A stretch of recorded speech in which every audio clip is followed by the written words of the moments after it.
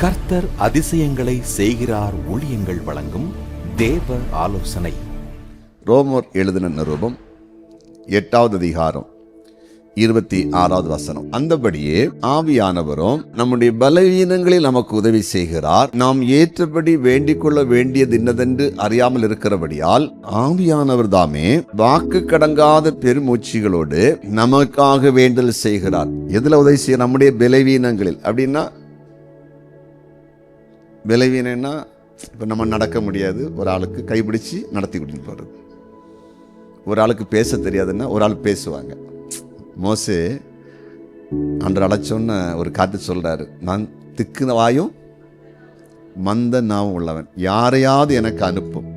ஆனால் ஆண்டவர் சொல்கிறாரு, காதுகளை உண்டாக்குறது நான் தான், கண்ணை உண்டாக்குறது நான் தான், வாயை உண்டாக்குறது அப்படின்னு சொல்லியாருன்னா நான் ஒன்று பேச வைப்பேன்னு சொல்கிறாரு.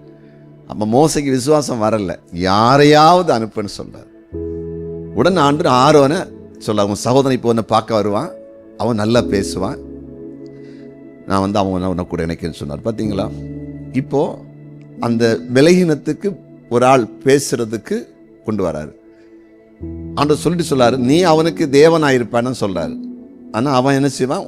பேசுவான், உனக்கு பதிலாக பேசுவான் எல்லா இடத்துலையும் போயின்னு சொன்னார். அப்போ அந்த விலகினம் எங்கே இருக்குதோ அந்த இடத்துல இப்படி ஒரு ஆளை போல ஆவியானவர் இருந்து சப்போர்ட் பண்ணுவார். பரிசுத்த ஆவியானவர் நமக்கு சப்போர்ட் பண்ணுவார். சில நேரத்தில் சமையல் பண்றது கூட சப்போர்ட் பண்ணுவார். துணியை நம்ம எந்த இடத்துக்கு எந்த துணி கட்டணுங்கிற சப்போர்ட். சில இதெல்லாம் பார்த்தா கிண்டலாக நினைப்பாங்க, ஆவியானவர் சப்போர்ட் பண்ணுவார்.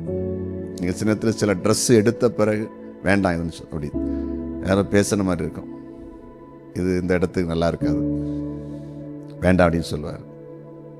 அது நல்லா படித்தவங்க வர இடம், அதிகாரத்தில் இருக்கவங்க வர இடம், ஸ்டாண்டர்டாக பண்ணி போ, சும்மா தாறுமாற கஜான்னு போவாது. அது அப்படி ஒரு உணர்த்துவார். அந்த இடத்துல சப்போர்ட் பண்ணுவார். சில நம்ம ஏதாவது ஒரு பொருள் காணாமல் தேடிக்கிட்டே இருப்போம், திடீர்னு பரிசுத்தாவி வந்து சப்போர்ட் பண்ணுவார். அந்த இடத்த போய் பாரு, அப்படி மனசுல தோணும். அது ஆவியானவர் உணர்த்துறது. நம்ம கரெக்டாக அந்த இடத்துல போய் பார்ப்போம். அதை என்ன செய்யும்? அப்படியே எனக்கு அப்படி நிறைய நேரம் நடந்துட்டுருக்கு. ஏதாவது சில வாட்சோ செல்லோ போனோ அது எங்கேயாவது அப்படி வச்சுக்கிட்டு அப்படி நம்ம என்ன பண்ணிடுவோம், அப்படி இது பண்ணிடுவோம். சில ஆளுக்கு நம்ம செல்லை பேசிட்டு பீரோக்குள்ளே வச்சிடும் முடியும், அது தெரியாது. நம்ம பேசிட்டு பேச்சு வாக்கையில் உள்ளே வச்சு ட்ராயரை பூட்டிடுவோம். அங்கே உள்ள அடித்தாலும் கேட்காது, ஒன்றும் கேட்காது. சில அரிசி பானைக்குள்ளே வச்சுருவோம், பேசிக்கிட்டே அரிசி எடுப்போம், மூடும்போது உள்ள வச்சு முடிச்சிடும். அடுத்து அரிசி எடுக்கும் போது தான் தெரியும் உள்ள இருக்குது.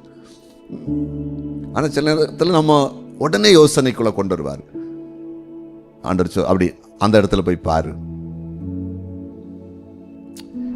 எலிசாவுக்கு சீரிய ராணுவம் எங்க வரும்னு தெரிஞ்சு பார்த்தீங்களா? எங்க அவன் இருப்பான் போய் பார்க்கல, ஆவியில கர்த்தர் உணர்த்தி சப்போர்ட் பண்றாரு. இதை இஸ்ரவேல் ராஜாக்கு சொல்லி கொடுக்குறாரு, இந்த ரூட்டில் போகாத, அங்கே அவன் ஒளிச்சிருப்பான், அங்கே தான் அவன் மறைஞ்சிருக்கான், நீங்கள் போன அட்டாக் பண்ணிடுவேன். உடனே இஸ்ரவேல் ராஜா ஆட்களை அனுப்புவார், சிஐடி சொல்ல உண்மை, அங்கே அப்படியே இருப்பாங்க, வேற ரூட்டு போவாங்க. அதனால தான் சீரிய ராஜாவுக்கு கோபம், எலிசாவை பிடிக்க வந்தாங்க. இவனை விடக்கூடாது, ஏன்னா அவன் மீட்டிங் போடுறான்.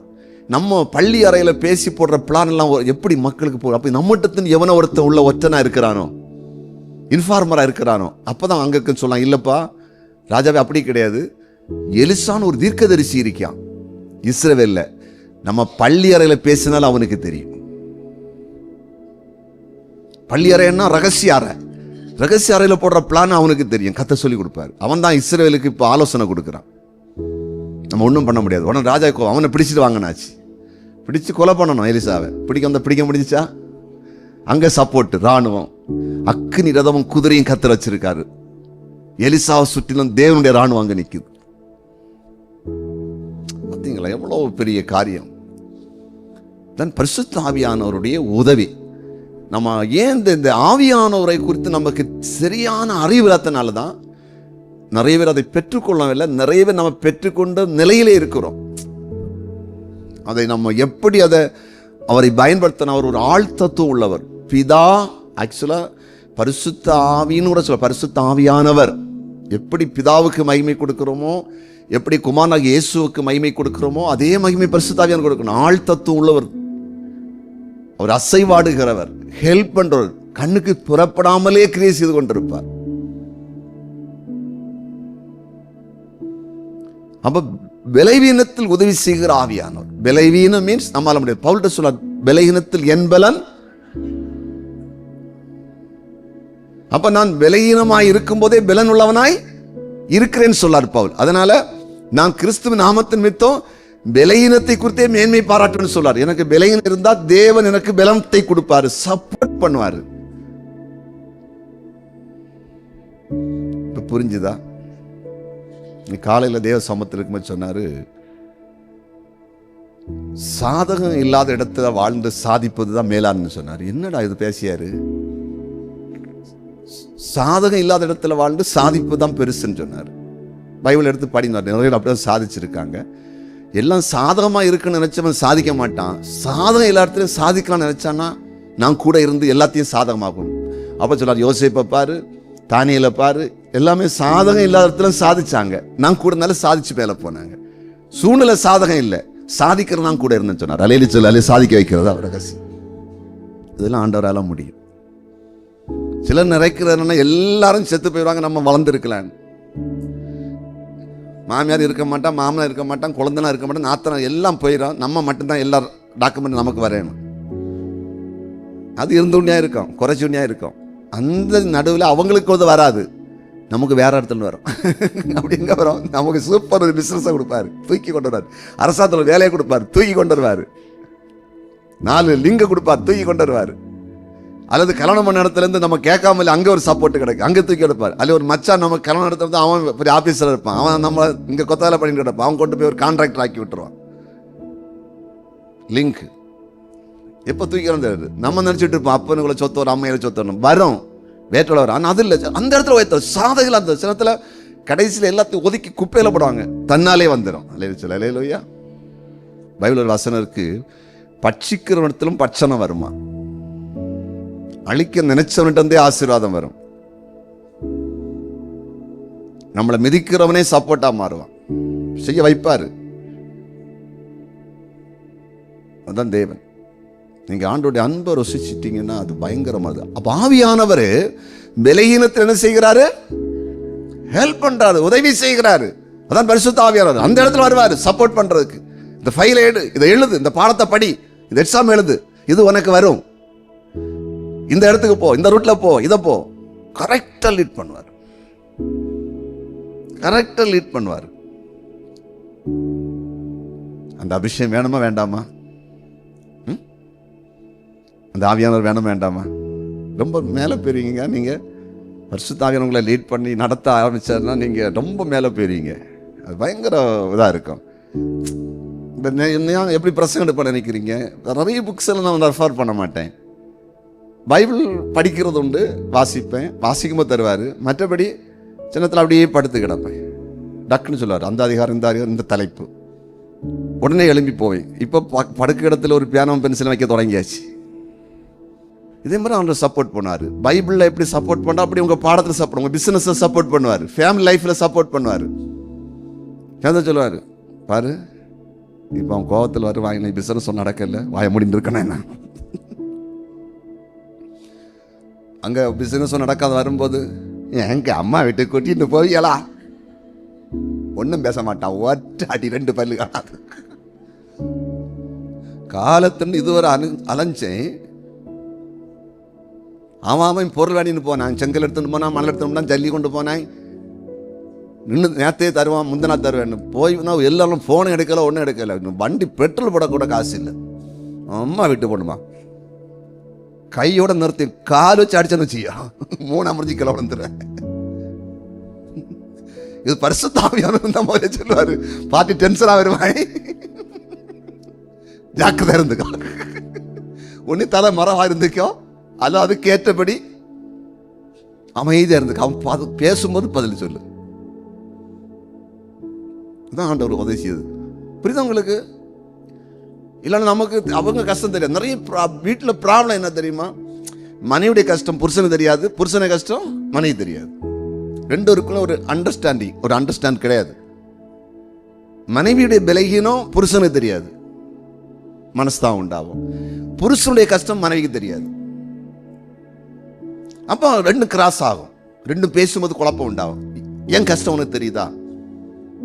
நான் 24 மாதிரி போறேனே, உழைக்கிறேனே, சம்பாதிச்சு போடுறேன், ஒருத்தனும் செய்யாத நீ செய்ய, இது பேசும். அவனுக்கு இன்னும் கோவம் வரும்.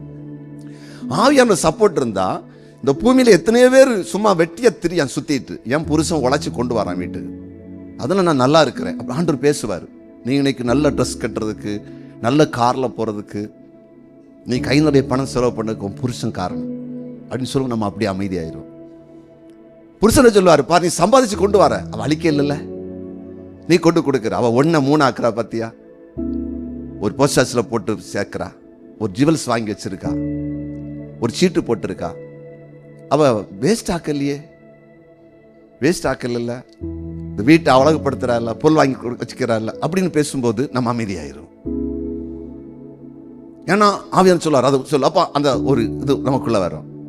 ஒரு ஃபேமிலியை ரன் பண்றதுக்கே பரிசுத்த ஆவியானுடைய அபிஷேகம் நமக்கு தேவை. உதவி செய்கிற ஆவியானவர். சொல்ல உங்களுக்கு புரியுதா? அந்த ஆவியானவர் நமக்கு பெற்றுக்கொள்வோம். அவரை முழங்கால் படியிடுவோம். இன்றைக்கு ஆண்டவர் தெளிவா சொன்னார், பலவீனத்தில் உதவி செய்கிறவராய் நான் என் பிள்ளைகளை ஆட்கொள்ளுவேன். சிம்பிள் தான். ஒவ்வொரு நாளும் கர்த்தர் நம்மகிட்ட விதவிதமாக நடத்துறாரு. கண்களை மூடிய சப்பாவை பார்த்து கேளுங்க, ஆண்டவரே என் ஃபேமிலியை நான் கரெக்டாக ரன் பண்ணுறதுக்கு, என் பிஸ்னஸை ரன் பண்ணுறதுக்கு, என் வேலையை கரெக்டாக கொண்டு போகிறதுக்கு, என் ஊழியத்தை கரெக்டாக செய்வதற்கு, பைபிளை படித்து நான் புரிகிறதுக்கு, ஒரு செய்தி ஆயத்தப்படுத்துவதற்கு, ஒரு ஜெப குறிப்பை ஆயத்தம் பண்ணுவதற்கு, ஒரு ஜெபக்குழுவை நான் லீட் பண்ணுவதற்கு பரிசுத்த ஆவியானவர் எனக்கு துணை செய்யணும், எனக்கு துணை செய்யணும். ஒவ்வொரு நாளும் புதிய கிருபை, புதிய அபிஷேகம். தேவன் ஒவ்வொரு நாளும் புது புது காரியங்களை சொல்லிக் கொடுப்பார், புதிய காரியங்களை செய்வார், புதிய ஆலோசனைகளை கொடுப்பார், புதிய யுக்திகளை சொல்லிக் கொடுப்பார், புதிய புதிய ஜெப குறிப்புகளை நாம் தேவ சமூகத்தில் ஆவியானவர் சொல்லுவார். இதை எழுதிக்கொள், இதை இப்படி ஜெபி, இப்படி பண்ணுன்னு சொல்லி நம்மளை ஞானவான்களாய் மாற்றுவார். அந்த பரிசுத்த ஆவியானவர் உங்களை இப்போது ஆட்கொள்ளட்டும். சிஸ்டர், இதுவரை சில வேளையில் நீங்கள் சூழ்நிலை புரியாம சில காரியத்தை பேசியிருக்கலாம், நடந்திருக்கலாம். நீங்கள் சுயமாய் சில காரியத்தை செய்து நஷ்டம் அடைந்து கொண்டிருக்கிறீர்கள். ஆவியானவர் உங்களுக்குள்ளே வந்து நடத்திவிட்டால் பலவீனத்திலே உதவி செய்வார். பலவீனம் என்றால் நம்மால் முடியாத ஒரு காரியத்தில் அவருடைய ஹெல்ப். நம்மாலே அது தூக்க முடியாது, தூக்குற ஒரு ஆள் சப்போர்ட் பண்ற மாதிரி. நம்மால ஒரு ஆள்கிட்ட போய் பேச முடியாது, பயப்படும். நமக்காக ஒரு ஆள் பேசுகிற மாதிரி கர்த்தர் நமக்கு உதவி செய்வார். கர்த்தர் உதவி செய்வார். எல்லாரும் கைக்கு போகணும், எல்லாத்தையும் கர்த்தர் நடத்துவார். அந்த அபிஷேகம் இப்போ உங்க மேல இறங்கி வருது, இப்போது இறங்குது, இப்போது இறங்குது. பணத்தை எப்படி சேர்க்கணும், பணத்தை யாருக்கு கொடுக்கணும், யாருக்கு கொடுக்க கூடாது, என்ன செய்யணும், எல்லாவற்றுக்கான அந்த கிருபையின் அபிஷேகம் உங்க மேல இறங்கி வருது, இறங்கி வருது. உங்களுக்கு உதவி செய்து உங்களை தூக்கி நிறுத்துகிற ஆவியானவர், உங்களை வளர பண்ணுகிற ஆவியானவர், உங்களை நேர்மை அடைய செய்கிற ஆவியானவர். ரீகாதரபா ஷக்கர் ரபாலபரபா. அப்படியே அந்நிய பாஷை அமைதியா பேசுங்க, அந்நிய பாஷை அமைதியா பேசுங்க. லீவா கபார ஹீலது கம்தரபோ ரீகல ஹீலது கம்தரபா. மாடியில் இருக்கிறவங்க, ஆமீன், ஆன்லைன்ல இருக்கிறவங்க, டிவில இருக்கிற எல்லாருமே அந்த உதவி செய்கிற ஆவியானவரை உங்க கூட வைத்துக் கொள்ளுங்க. ஆண்டவரையும் கூட வாரும், எனக்குள்ளே நீர் வந்து தங்கும்னு கேளுங்க. என் மேல் வந்து தங்கும், என் மேல் வந்து தங்கும் கேளுங்க. நீங்க பெரிய ஒரு நல்ல ஒரு லாயரா மாறுவீங்க, நல்ல ஒரு இன்ஜினியரா மாறுவீங்க, நல்ல ஒரு டாக்டரா மாறுவீங்க, நல்ல ஒரு அதிகாரியாய் மாறுவீங்க, நல்ல ஒரு பிசினஸ் மேனா மாறுவீங்க, நல்ல குடும்பத்தை நடத்துகிற ஒரு குடும்ப தலைவனா மாறுவீங்க, ஒரு நல்ல குடும்ப தலைவியா மாறுவீங்க, சபையில நிறைய காட்ட செய்கிற ஒரு தேவ மனுஷியா மாறுவீங்க, ஒரு தேவ மனிதனா மாறுவீங்க. ஆமீன், ஆமீன். குடும்பத்தை கட்டுகிறவளா மாறுவீங்க, அநேகருக்கு நீங்க நன்மை செய்ய மாறுவீங்க. அந்த அபிஷேகம் தான் உதவி செய்கிற அபிஷேகம். உதவி செய்கிற ஆவியானவர் பெற்றுக்கொள்ளுங்க.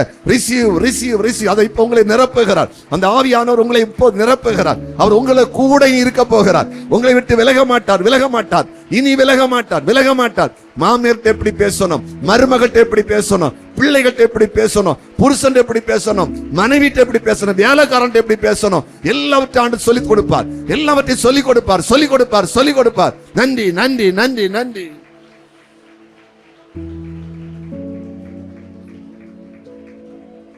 இப்பவுமே அதுக்கான அடையாளங்கள் நடக்குது. சிலரோடு கர்த்தருடைய ஆவியானவர் இப்பொழுதே இடைப்பட ஆரம்பிக்கிறார், பேச ஆரம்பிக்கிறார், உதவி செய்ய ஆரம்பிக்கிறார்.